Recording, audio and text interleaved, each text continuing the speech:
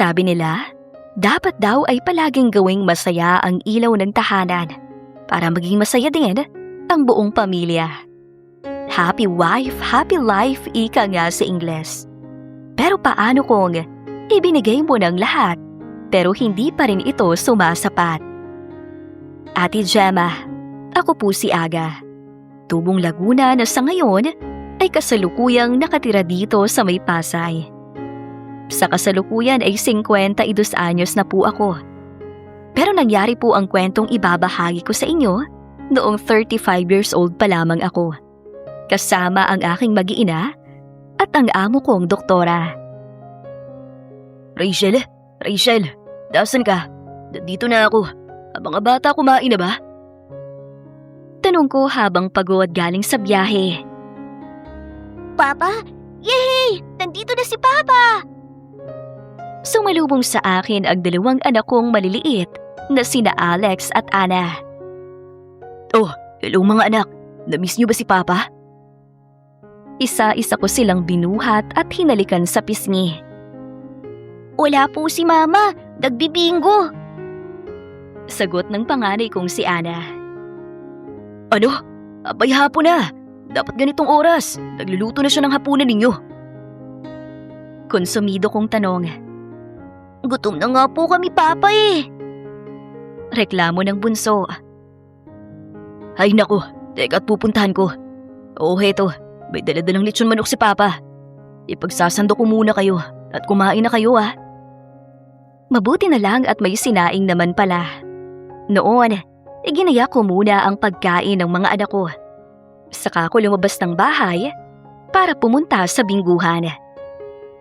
Isang beses sa isang linggo lang po kasi ako umuwi nung panahong yon, Ate Gemma.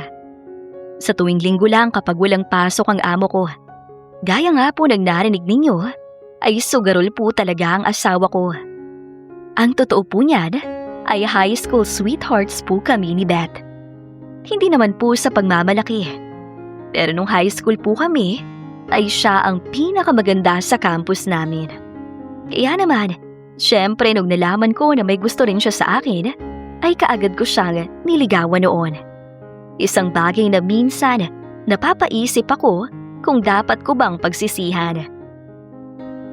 Dahil nung tumanda na kami, ang magiliw, sweet at maalagang si Beth ay unti-unting nagbago. Naging magagalitin, palasigaw, sugarol, at minsan ay umiinom pa at inaabot na ng madaling araw. Pagdating ko sa bingguhan ay nandoon nga siya at mukhang may kaaway na naman.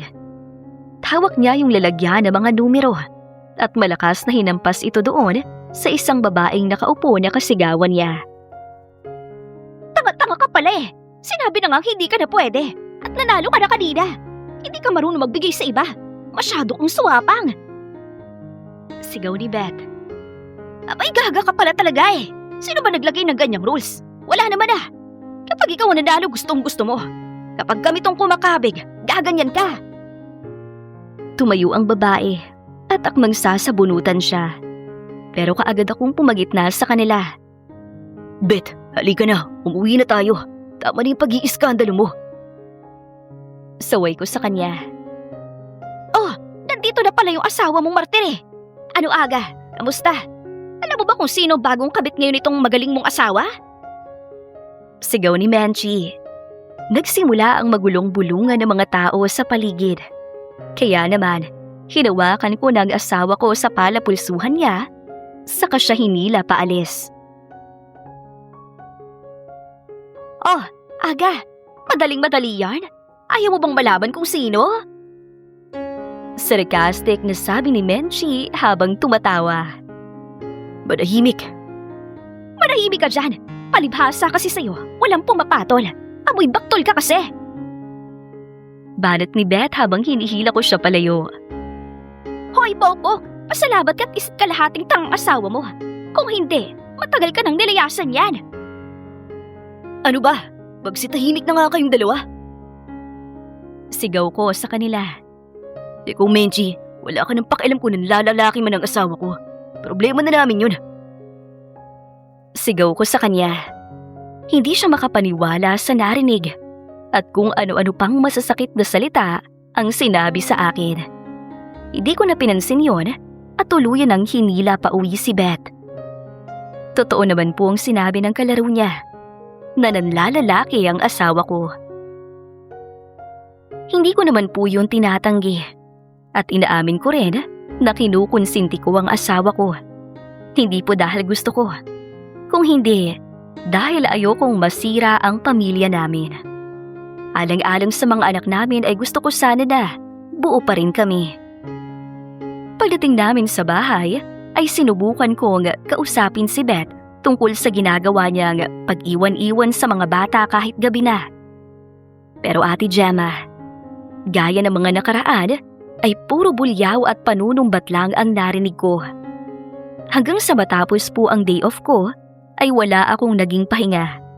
Dahil ako nag-asikaso sa bahay, pati sa pagkain at paglalaba ay ako rin ang gumagawa. Aalis ka na ba? Tanong niya sa akin na makita niyang ginagaya ko ang mga damit ko papunta sa trabaho.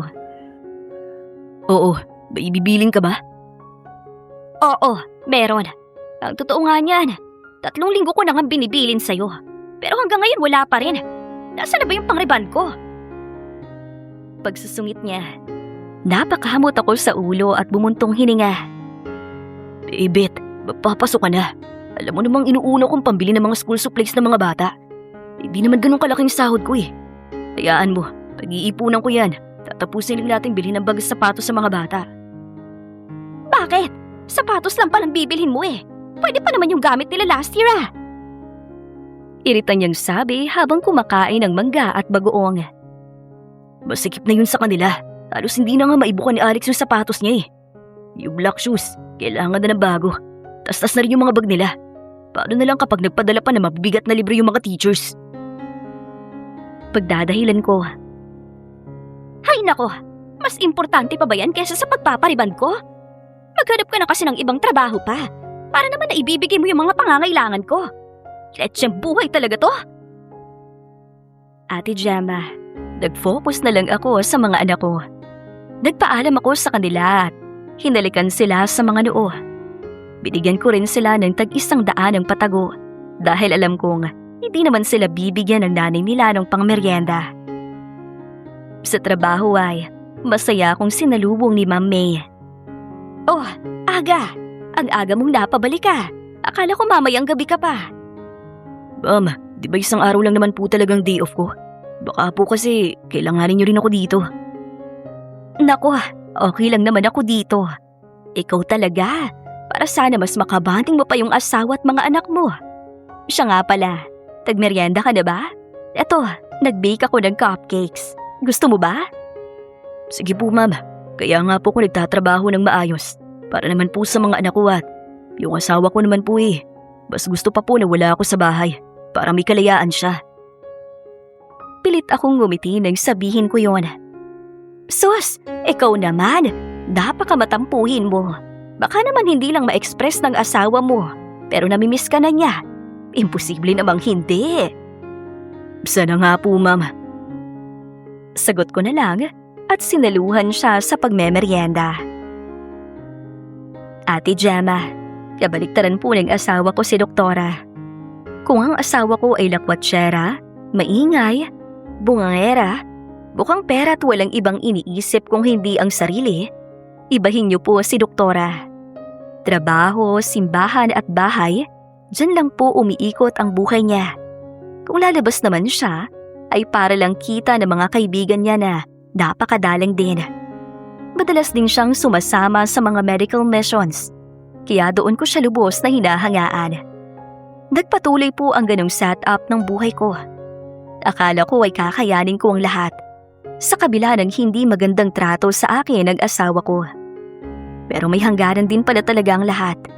Hindi ko inakalang darating din ang isang araw na masasagad na ang pasensya ko. Beth, nandito na ako. May pasalubong ko sa inyo. Donut, nasaan yung mga bata? Walang sumagot sa akin. Sa halip ay kung ano-anong tunog ang narinig ko na nanggagaling sa sala. Beth, anong ginagawa niyo sa pamamahay ko? Galit kong sigaw. Oh, Aga, nandito ka na pala. Kasual niyang sabi na parang hindi man lang siya kinabahan. Pati yung lalaki ay nginisihan lang ako na para bang proud pa siya sa ginagawa nila. Nasaan ang mga anak ko? Galit na galit kong sabi sa kanya. Nasa kwarto nila. Bakit ba? Ano bang kinagagalit mo? Dinampot niya ang mga damit niya, saka siya nagbihis. Wala ka na ba talagang natitirang kahihiyan dyan sa katawan mo, Bet? Pinuntahan ko ang kwarto ng mga anak ko at doon ko silang nakitang umiiyak. Papa, natatakot po kami. Lumapit sa akin ang anak kong bunso, saka yumakap sa binti ko. Iyak sila ng iyak, habang ang panganay ko ay masama ang tingin sa mama niya. Kinulong mo sila dito nang wala man lang kahit isang ilaw na nakasindi. Nakalak pa pati mga bintana. Nasisiraan ka na ba talaga, Bet? Ano gusto mo? Iparinig namin sa kanila kung anong ginagawa namin dito sa sala? Ikaw ang hindi nag-iisip, Aga. Sa kauna-unahang pagkakataon, ay napagbuhatan ko ng kamay ang asawa ko. Sinubukan pa akong pigilan ng lalaki niya at sinuntok ako nito sa pisngi. Pero mabilis kong binuhat ang upuan at hinampas yun sa kanya. Dahilan para humandusay siya sa sahig. Ate Gemma, nung araw na yon, akala ko ay tuluyan ang magigising sa katotohanan ng misis ko. Akala ko ay tuluyan na siyang matatauhan at magkakaroon ng takot at respeto sa akin. Pero hindi pa rin pala. Hoy, Aga! Ang lalim ng iniisip mo ah. Tingnan mo yung tinatabas mong damo dyan oh. Lupa na yung tinatamaan ng grass cutter. Sigaw ni Ma'am May habang papasok siya ng gate. Hindi ko na malayang dahil sa lalim ng iniisip ko ay hinakalbo ko na palang isang parte ng garden niya. Hala, Mama. Sorry po. Hindi ko po sinasadya. Dalingat po ko eh. Pasensya na po talaga. Hiyang-hiya ako noon dahil alam ko kung gaano niya kamahal ang garden niya. Okay lang. Halika nga rito sa balkonahe at mag-usap tayo. Ilang araw ka ng ganyan. Palagi kang lutang. Ano bang problema mo? May maitutulong ba ako? Tanong niya sa akin. Wala po to, Mama. May problema lang pong hinaharap ngayon sa bahay namin. Bakit hindi mo ikwento sa akin? Sigurado na hindi na ako iba sa'yo, Aga. Bali mo naman matulungan kita. Dahil sa alok niyang yun, ay hindi na ako nag-atubiling magkwento sa kanya. 3 taon na rin kasi ako naninilpihan kay doktora. Kaya hindi na talaga kami iba sa isa't isa. Idagdag pa na hindi talaga ako nagkukwento sa mga kaibigan o mga kamag-anak namin dahil ayokong masira ang pangalan ng asawa ko. Kahit alam ko naman na kalat ang mga ginagawa niyang kalokohan sa lugar namin. Pero ayoko pa rin kasi na pag-isipan siya ng hindi maganda ng ibang tao. At kapag sa akin ang galing ang salita, ay magsisilbing kumpirmasyon iyon sa lahat ng chismis na kumakala tungkol sa kanya. Ikinuwento ko kay doktora ang lahat-lahat. Ikinuwento ko rin sa kanya na gusto ko nang hiwalayan ni Beth at palagi niyang iniiwang walang kasama ang mga anak namin. Ang kinakatakot ko baka iwan niyang 2 bata at tuluyang sumama sa lalaki niya. Baka sa mga oras na to wala na pala siya sa bahay at nagdurusa na pala sa gutom ang mga anak ko dahil iniwanan na sila. Naku napakasama naman pala ng ugali ng asawa mo. Pasensya ka na, Aga ha, pero walang matinong babae ang gagawa ng ganyan, lalong-lalo na sa mga anak. Bakit ka ba tumagal sa ganyang klaseng babae? Napakaraming tao sa paligid mo. Mas maganda ba na nabubuhay ka sa kalbaryo? Pamamaraan ka niya sa akin. Ewan ko ba, Mama? Lumaki kasi ako sa broken family. Kaya ayoko sanang matulad sa akin ng mga anak ko. Broken family din naman ang pamilya namin, Aga. Pero alam mo ba, mas naging maayos pang buhay namin nung hiniwalayan ng nanay ko ang batugan kong tatay.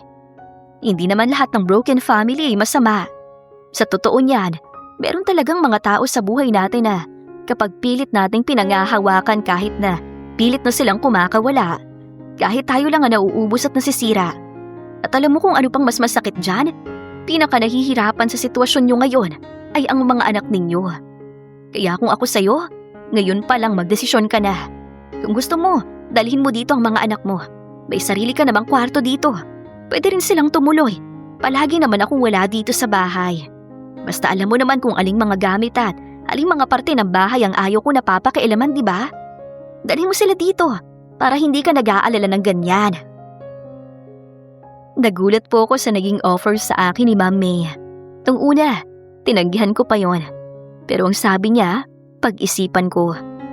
Pagdating ng hapon ay hindi ako mapakali. Kaya naman, sinunggaban ko na lang ang offer niya.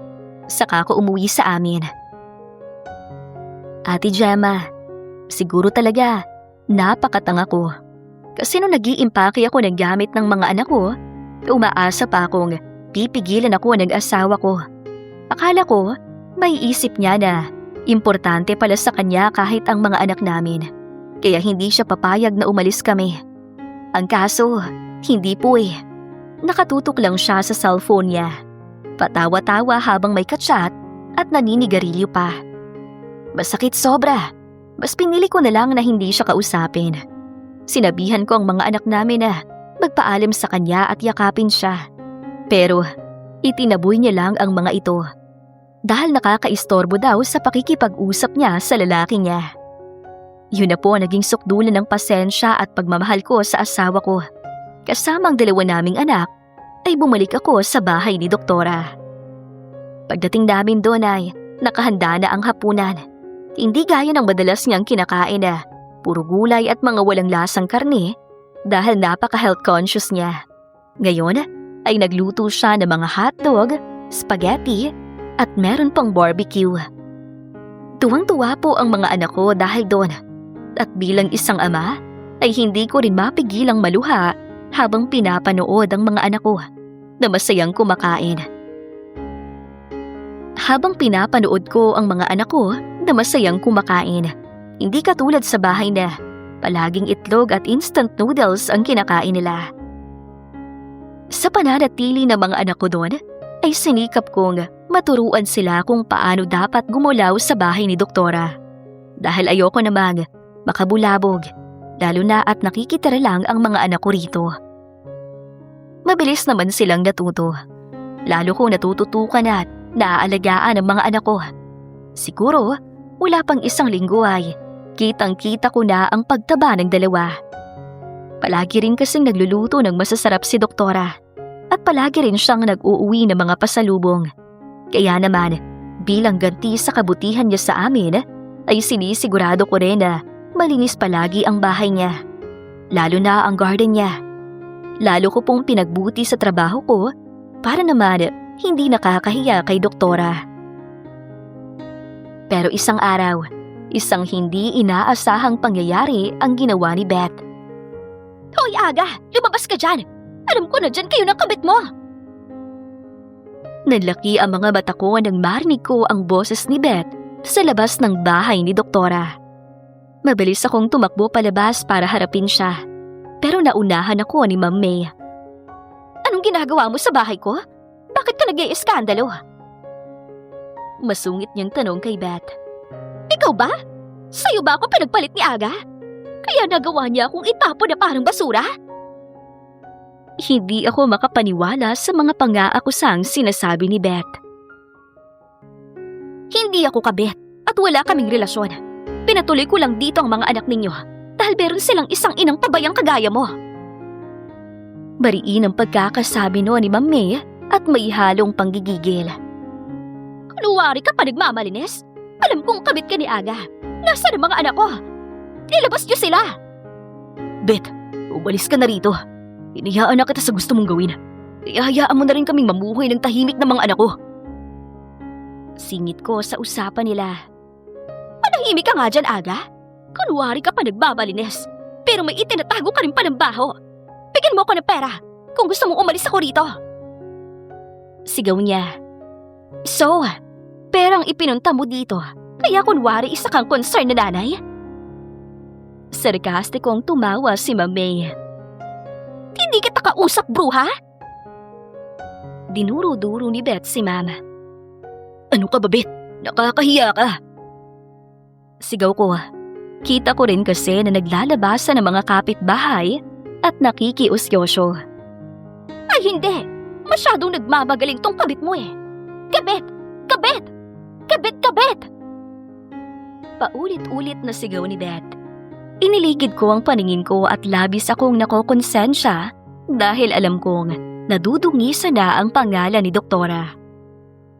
O edi sige, isipin mo na kabit ako ng asawa mo. Total alam ko naman na mas magiging mabuting ina ako para sa mga anak ninyo at mas mabuting asawa para kay Aga. Sige, isipin mo na kabit ako. Bakit? May magagawa ka ba? May mailalaban ka ba sa akin? Anong mukhang maihaharap mo sa akin? Sige nga, kayang-kaya kitang sampalin ng pera at kayang-kaya kitang pahalikin sa mga paa ko. Nagulat ako sa ipinamalas na tapang ni Doktora. Hindi naglaon ay dumating din ang mga barangay tanod at kinaladkad nila paalis si Beth. Ate Gemma, mula nung araw po na yon ay nag-iba ang paningin ko kay Doktora. Doon ko nakita kung gaano siya kaalaga, kung paano siya magmalasakit sa mga anak ko, at hindi ko na nga po napigilan tuluyang mahulog sa kanya. Sa ngayon ay nagsasama na po kami ni May at siya na rin po ang tumayong nanay sa mga anak ko. Hindi po naging mahirap ang pagkakaroon namin ng relasyon dahil madali naman siyang mahalin at buong puso po siyang tinanggap ng mga anak ko. Laking pasasalamat ko po dahil kahit na mahirap ako at isang trabahador niya lang noon, ay hindi niya tiningnan ang katayuan ko. Ngayon po ay patuloy pa rin sa pagtatrabaho bilang doktor si May, habang ako naman ay meron na pong sariling talyer. Sa awa po ng Diyos ay nagbunga ang pagtitiwala ni May na mag-invest sa kakayahan ko sa pagkukumpuni ng mga sasakyan. Kaya naman ngayon ay hindi na lang ako isang boy, kung hindi isang may-ari na ng maliit na tindahan ng mga car parts sa loob mismo ng sarili kong talyer. Hindi man po naging madali ang kwento ng una kong pag-ibig at maraming pinagdaanan ng mga anak ko sa piling mismo ng ina nila na dapat sana ay gumagabay at nag-aalaga sa kanila. Pero sulit naman po ang lahat ng naging sakripisyo namin nung dumating na si May sa buhay namin. Hindi man po kasing drama ng kwento ng iba ang buhay na ibinabahagi ko ngayon sa inyo, pero sana'y magsilbing inspirasyon pa rin po ito sa inyong mga tagapakinig dito sa inyong programang Silent Confession, lalo na sa mga katulad ko na minsan ding nakulong sa isang toxic na relasyon. Maraming salamat po sa pagbabasa ng kwentong ito, Ate Gemma. More power po sa inyong channel.